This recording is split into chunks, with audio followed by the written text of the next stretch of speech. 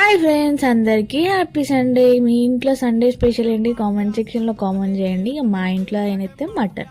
ఎంతమంది mutton curry అంటే ఇష్టం చెప్పండి. కొంతమంది మటన్ తినరు, పాపం వాళ్ళు ఎంత మిస్ అవుతున్నారో వాళ్ళకి తెలియదు. ఇక మటన్ కర్రీతోటి బగారా రైస్ చేసుకొని తినాలి కానీ డెడ్లీ కాంబినేషన్ సూపర్గా ఉంటుంది.